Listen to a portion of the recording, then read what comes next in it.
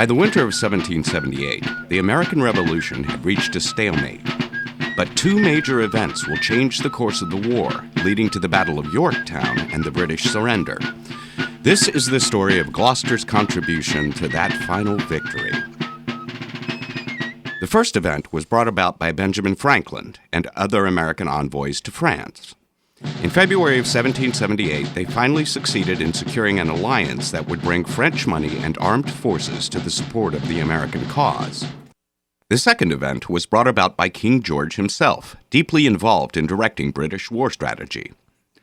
In March of 1778, the king decided to change the focus of British war efforts from the northern to the southern colonies.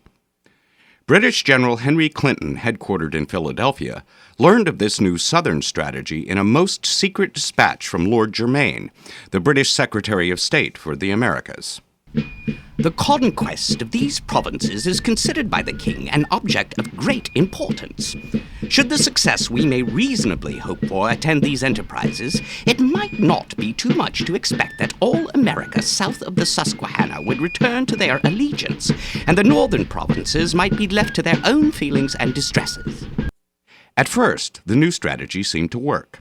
Clinton captured Savannah, quickly followed by Augusta, and by 1779 controlled most of Georgia. In May of 1779, after a 42-day siege, Clinton captured Charleston and its garrison of 5,000. It was the largest American surrender of the war. 18 days after the fall of Charleston, British cavalry under the command of Lieutenant Colonel Banastre Tarleton caught up with retreating Virginia regiments at the Waxhaws. Many of the Continentals were slaughtered while trying to surrender, earning the British commander the nickname of Bloody Tarleton.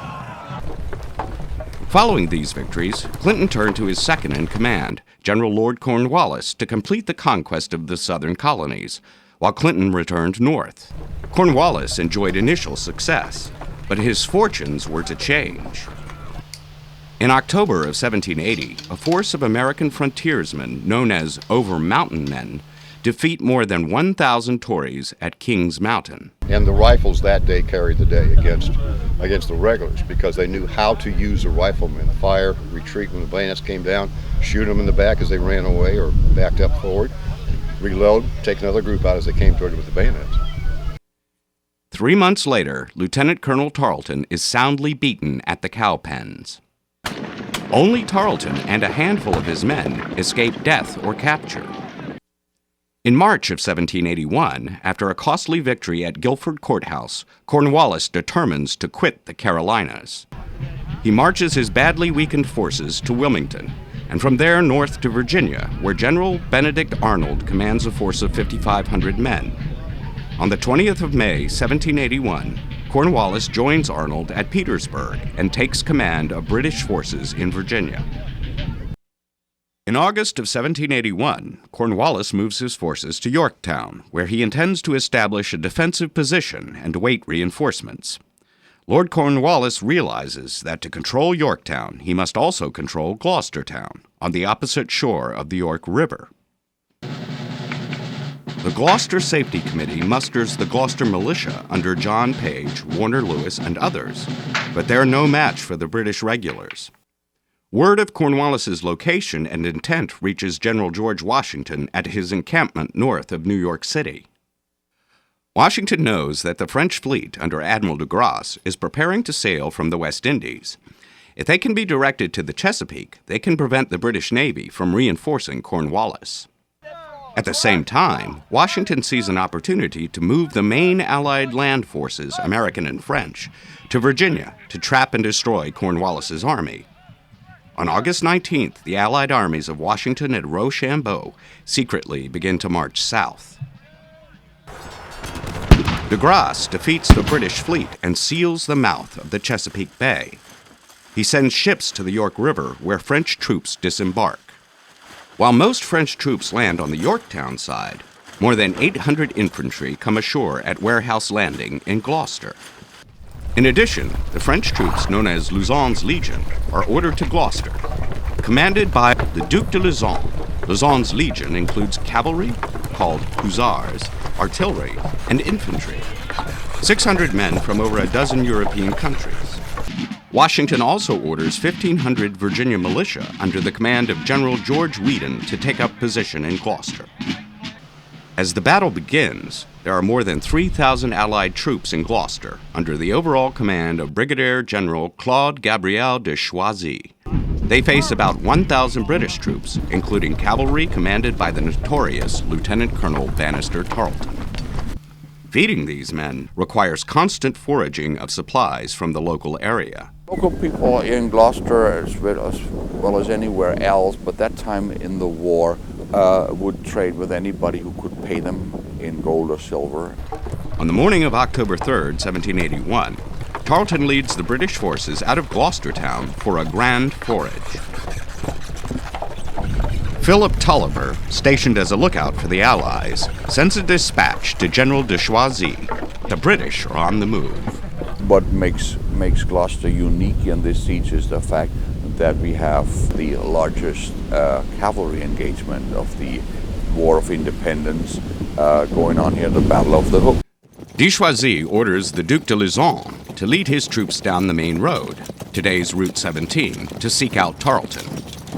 As the French forces pass near Sewell's Ordinary, the Duke encounters Mrs. Whiting.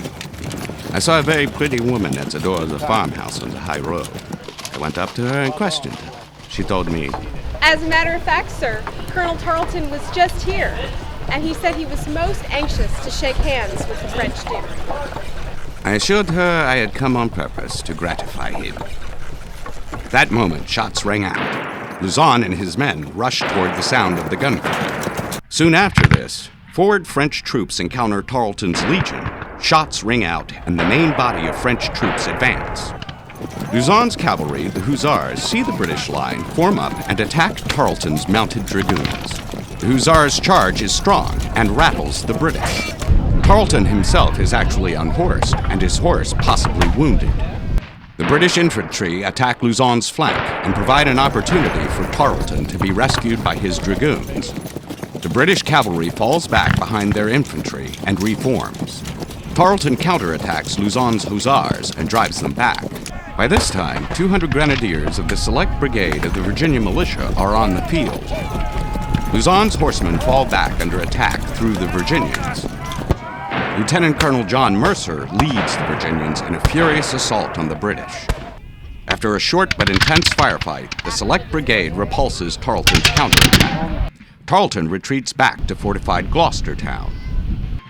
Later in the day, General de Choisy sent the following dispatch to George Washington in the Allied lines encircling Yorktown. We met the enemy, who was in number about 500 men, cavalry and infantry. The 200-man Grenadier Americans have behaved exceedingly well. The fighting in Gloucester is largely over, but the Allied forces continue to press their successful siege at Yorktown.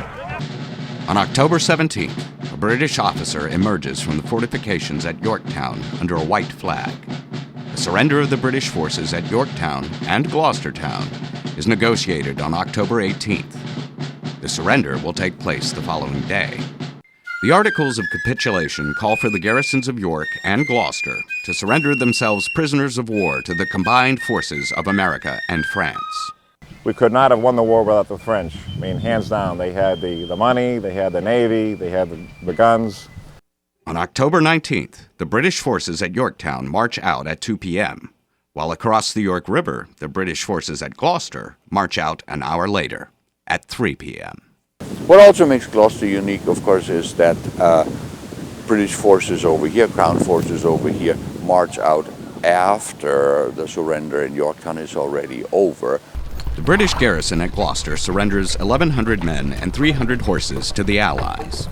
Bloody Tarleton does not appear on the surrender field. When the surrender took place, Tarleton did not want to be released or given to the Americans, the Continental Army, because he was afraid that they might just outright hang him.